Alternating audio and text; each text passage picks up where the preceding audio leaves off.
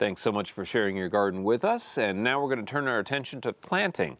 Yes, I said planting. Those of us in Central Texas still believe in planting, and fall's a great time to be replacing things that we've lost in the drought and looking for tougher plants that we know will survive. Joining us to help with this discussion are Bill and Christine Reid from Reid's Nursery, and it's a pleasure to have you back on the program. Thanks for being here. We're very happy. Let's start off, Bill, by talking about the nursery itself. Where are you located, and how can folks find you? We're in what we consider to be the Kyle Euland area, out in the country, basically.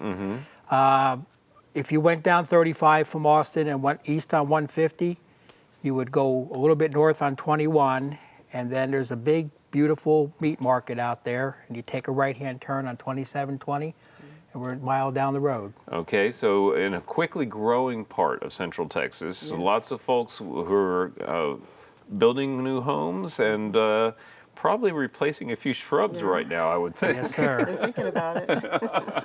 Well, we're all thinking about it. Yeah. And fall is, if you're going to replant, this is the time of year to do Absolutely. it. You know, for a lot of reasons, right? Absolutely. You get that root system developed before the summer heat comes in. You know, anytime the temperature's above 45 degrees or so, there's still root growth going on. So yeah, there's a lot of time between now and summer to get that's going. So. And we all know You're right. how important it is to get the plants established. Exactly. You know, if this drought's going to continue, this is be critical. And I know lots of folks are thinking about replacing things. So let's dive in and start talking about some of your choices for things that you think really are merit stepping in and filling in some of those dead gaps in the landscape. The first plant that we're going to talk about is this beautiful tight green evergreen in front of us here, and this is the wax myrtle, southern wax myrtle. Tell us about your experiences with this plant. Well, it's a pretty hardy plant. It does need to get water to get established. Well, any plant does. Yeah, exactly. And after that, you know, it should be fine, except in extreme droughts. But it's very hardy. It's beautiful evergreen. It gets those berries, has those fragrant leaves. Good wildlife plant. Absolutely, and it's what we consider when a lot of people come in and they want privacy hedges, some kind of screening. That's a good one to put in. It can take sun or some shade. Right. And it gets to be, well, more than 12 feet. Right. So, I've seen them as tall as 20, I think. exactly. Yeah. So it's a great evergreen. Well, and you know, one thing I really like about the wax myrtle compared to a lot of other evergreens is it's not stiff. It moves in the breeze. It's got a Right. nice loose form. Very graceful, yeah. It It's is a nice graceful form. plant. So that's a great one for folks to consider. I also think it works pretty well as an understory plant. So a little Right. bit of shade is okay. Right, it can take some shade. Right. So it's you know, it's flexible. You Yeah. can use it in different situations. Yeah. So we really like them. Wax myrtle, and people should remember that one. Well, the next one, you know, this summer it's hard to avoid recommending Leucophyllum or Cenizo, our little Texas sage plants. And this is a particularly beautiful specimen. Well, that's a great plant because, as you know, it is drought tolerant. It's going to maintain those beautiful leaves. They get to be about 8 feet. Can take the blazing hot sun. Absolutely, yeah. They don't mind at all, and it's been nice this summer. You do see those things, and that's been one that's always looking good. Let me tell you, and even just the hint of rain, Right. and you get this beautiful Get display. those flowers. And It's this great. one, I have to say, is particularly beautiful color. I've never seen one with that much red in the interesting purple. shade. Yeah. I really love the Cenizos. They come in all different leaf patterns. Some are real tight silver leaves, some are green leaves, usually more of a kind of blue-purple. Right, yeah. And some have the small leaves, and then, of course, there's compact forms that don't get too tall. Right. Because a lot of people might want them, like, underneath their windows, you Right, know, right. so they don't have a pruning job in the future. They kind of like low maintenance. Blazing hot sun, not picky about the soils. Yeah, it's very tolerant. But yeah. like the wax myrtle, you got to water it that first year. Yeah, exactly. Get it started. But Yeah. after that, it's pretty good.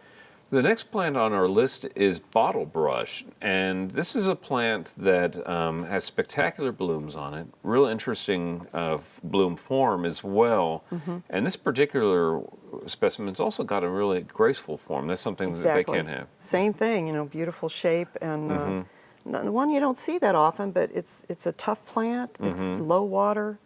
Obviously, it doesn't lose its leaves, so it's nice to have because, again, have people come in and want that some kind of a screen. Right. And this is a good one to put in. Let's talk about cold hardiness on this particular one. This is one that in the past I kind of hedged on recommending because I'm afraid of that winter where they might get burnt to the ground. What's your experience?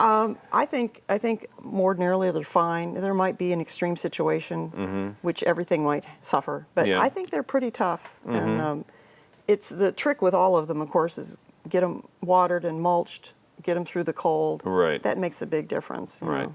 Well, I think the plants are beautiful, and this is one that, again, sun is, you're going to get the best bloom out of Full it for sun, sure. absolutely. I think Yeah. that's happiest then. Yeah, so, and a nice accent plant Oh or yeah, screen. and different. Yeah, Yeah, it's fun to have different things. I like the narrow leaf on it too. Yeah.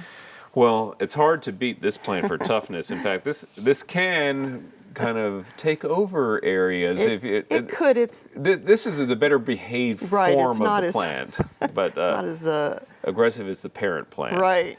but The it's a native good, tough vine. crossvine is the monster I'm referring to and dealing with in my own garden right now.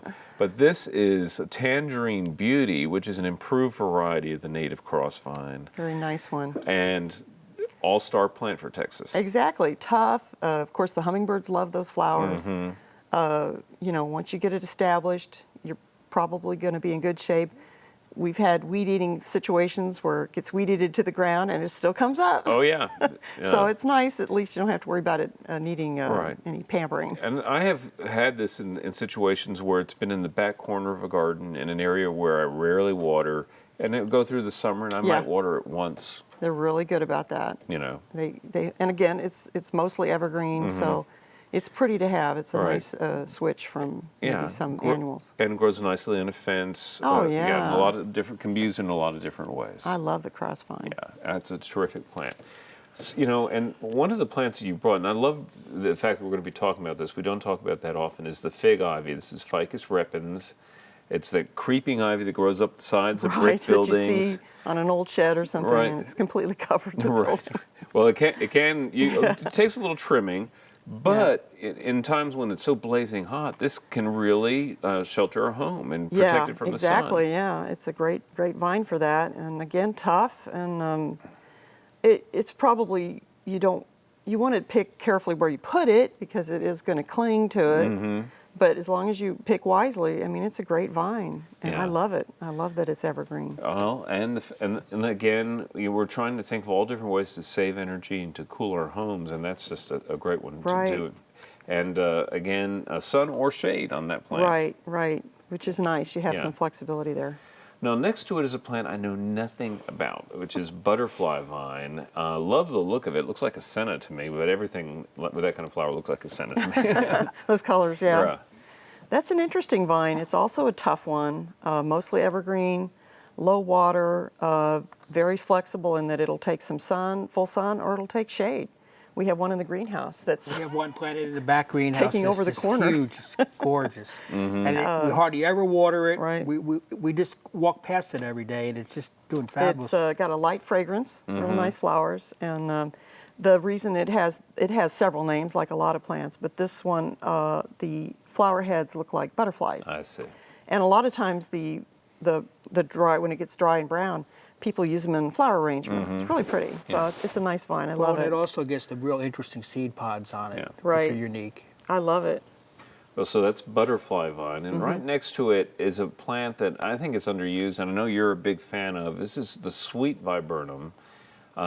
Sold under a variety of different names in the nursery trade, but this is a great evergreen plant that you really like to recommend for Yeah, screening. exactly, because it can get up to 20 feet tall. Mm-hmm. But even if it doesn't get that tall, it's still definitely going to be a great one to screen an area if you want privacy or Right. cover up something.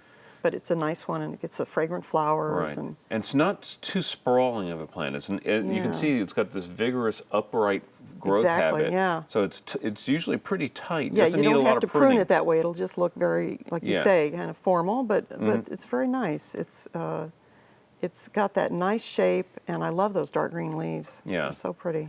It's my favorite of the non-native viburnums, and I'm with you. I think it's underused, and it's sweet viburnum, Mm-hmm. and one that people should be on the lookout for. Now, real briefly again, I just want to let folks know Reid's Nursery down in the Kyle area, right?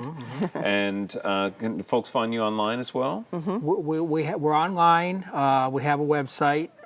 We also have a lot of information on it regarding planting trees and taking care of plants in drought. Okay. It's in our events section. Okay, well, people should be aware of that. Thank you both for coming back to the program, and it's time now for Daphne.